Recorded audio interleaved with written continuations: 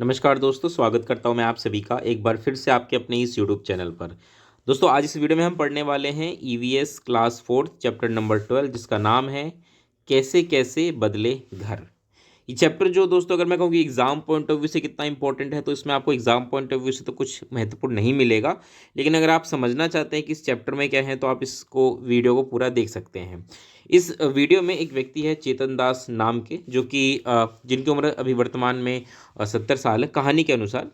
और वो क्या है कि अपने बचपन से लेकर के अभी तक का, मतलब कि जो अभी उनकी उम्र है तब तक जो जो परिवर्तन उन्होंने देखे कि किस प्रकार से पहले घर हुआ करते थे, अब कौन से होते हैं, और जो उनके बच्चे हैं, उनके बेटे, वो जब रह रहे हैं तो किस प्रकार से घर बने हैं, तो उनमें जो जो परिवर्तन है उसको इस पाठ में बताया गया है।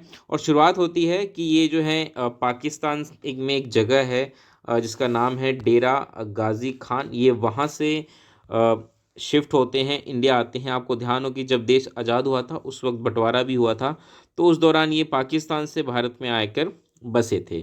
ठीक है, तो इस कहानी में यहाँ पर इस बात को की चर्चा बच्चों के साथ की जा सकती है कि भारत और पाकिस्तान का किस प्रकार से बंटवारा हुआ था।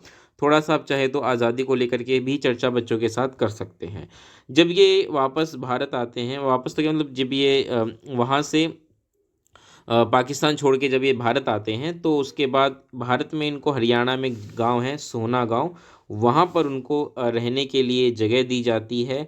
और उसके बाद वहाँ पर वो अपना घर बनाते हैं। तो सोहना गांव आप देख सकते हैं। ये जब आते हैं ना, ध्यान रखिएगा, एक बात मैं आपको शुरुआत में बताना भूल गया कि जब ये पाकिस्तान छोड़ के भारत आते हैं, जब उनकी उम्र 8 या 9 वर्ष होती है, ठीक है, बहुत छोटे बच्चे रहते हैं ये, तो इनके जो पिताजी होते हैं, माताजी, वो सब आते हैं और यहाँ पर घर बनाते हैं। तो शुरुआत में घर ये वही मिट्टी का घर बनाते हैं कि भाई मिट्टी में थोड़ा सा गोबर मिला करके लेप बनाई जाती है, दीवार खड़ी की जाती है उसी से। उसके बाद लकड़ी की छत होती है, उसमें नीम और कीकर की ये लकड़ियाँ डाल देते हैं ताकि उस पर दीमक ना लगे। ठीक है, और उसके बाद मिट्टी में गोबर मिलाते हैं ताकि इससे दीवारों पे कीड़े ना लगे। तो ये सारी चीज़ें वो करके अपना घर बनाते हैं। अब क्या होता है कि चेतन दास बड़े हो जाते हैं, इनकी नौकरी वगैरह लग जाती है, तो अब इनकी शादी की बारी आती है। ठीक है, अब शादी की जब बारी आती है तो फिर ये सोचते हैं कि शादी से पहले क्यों ना हम घर को थोड़ा ठीक कर लें। तो वो क्या करते हैं कि कच्ची ईंटें, उनके वक्त की जब उनकी शादी होगी तो सीधी सी बात है, उनकी उम्र 23-24 के आसपास रही होगी। तो उस वक्त जब शादी होती है तो ये सोचते हैं कि क्यों ना हम कच्ची ईंटें, उस वक्त मिलती थी, उस वक्त के हिसाब से कच्ची ईंटों का फिर ये दीवार बनाते हैं और थोड़ी सी रसोई अच्छी कर देते हैं। और उसकी फिर इनकी जब शादी होती है तो इनकी जो बहू आती है वो नीचे चूल्हे पर बैठकर खाना पकाते हैं, पूरा परिवार एक साथ खाता है। आप देख सकते हैं कुछ तस्वीरें। ठीक है, उसके बाद क्या होता है, धीरे धीरे समय बीतता जाता है और उसके बाद इनके बच्चे होते हैं, इनके बच्चे बड़े हो जाते हैं, 2 बेटे होते हैं इनके, और दोनों ही बेटे भी पढ़ लिख कर के बड़े हो जाते हैं। ठीक है, उसके बाद क्या होता है कि इनके एक बेटे की शादी एक बेटी होती है इनकी सिमी, जिनकी शादी वो कर देते हैं, और एक बेटा इनका राजू होता है, उनकी शादी की बात चल रही होती है। लेकिन ये कहते हैं कि भाई दुल्हन आने से पहले पूरे घर को पक्का कर ले। अक्सर होता है ना कि भाई शादी से पहले घर को थोड़ा सा हम अच्छा कर लेते हैं, तो वही बात चलती है। तो इन्होंने सोचा कि पूरे घर को हम पक्का कर ले, तो अब ये जो नई जो पक्की ईंटें होती हैं वो, इसके अलावा फर्श पे भी लेंटर, और इसके अलावा जो फर्श सॉरी छत पे लेंटर, और जो फर्श है उस पे मार्बल वगैरह ये अच्छे से लगा देते हैं। और जो टॉयलेट वगैरह होते हैं उसमें जो मलमूत्र होता है उसके लिए पूरा पाइप से सीवर में कनेक्शन वगैरह करा देते हैं। ये चीज़ उनके टाइम नहीं हुआ करती थी, लेकिन ये अब होती हैं। ठीक है, तो ये सारी चीज़ें इसमें बता रखी हैं। अब इनका दूसरा बेटा है मोन्टू, जो कि इनकी नौकरी लगी है तो उसको दिल्ली जाना पड़ा है, क्योंकि दिल्ली में नौकरी लगी है।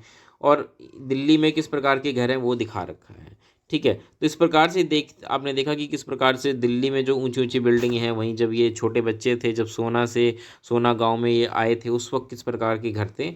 तो वहाँ से लेके अभी तक जो जो परिवर्तन हुए हैं वो यहाँ पर इस कहानी में बताया गया है। इसके अलावा इसमें कुछ भी, अगर आप मुझसे पूछे महत्वपूर्ण क्या है, तो कुछ भी महत्वपूर्ण नहीं है। घर किस प्रकार से बनाए जाते हैं थोड़ा बहुत बच्चों को ये समझाने को कहा गया। आप हो सके तो बच्चों को ऐसी जगह पर ले जा सकते हैं, कहीं आसपास कोई मकान बन रहा हो तो वहाँ ले जा सकते हैं, या ऐसे लोगों को बुला सकते हैं जो मकान बनाते हों, बच्चों के साथ चर्चा कर सकते हैं कि किन किन तरीक़ों से मकान बनाए जाते हैं, किन किन औज़ारों का इस्तेमाल किया जा सकता है। ये सारी चीज़ें इस चैप्टर में बच्चों के साथ आपको चर्चा करनी है, और यही इसमें महत्वपूर्ण है। ठीक है, मैंने आपको शुरुआत में कह दिया था एग्जाम पॉइंट ऑफ व्यू से यहाँ पे आपको कुछ भी महत्वपूर्ण नहीं मिलेगा, लेकिन बच्चों के लिए एक महत्वपूर्ण बात यह है कि बच्चे इस बात को समझेंगे। एक तो उनको थोड़ी सी समझ हो जाएगी इतिहास की कि कैसे जब भारत आज़ाद हुआ तो उस वक्त भारत का बंटवारा हो गया, भारत और पाकिस्तान दो देश बने।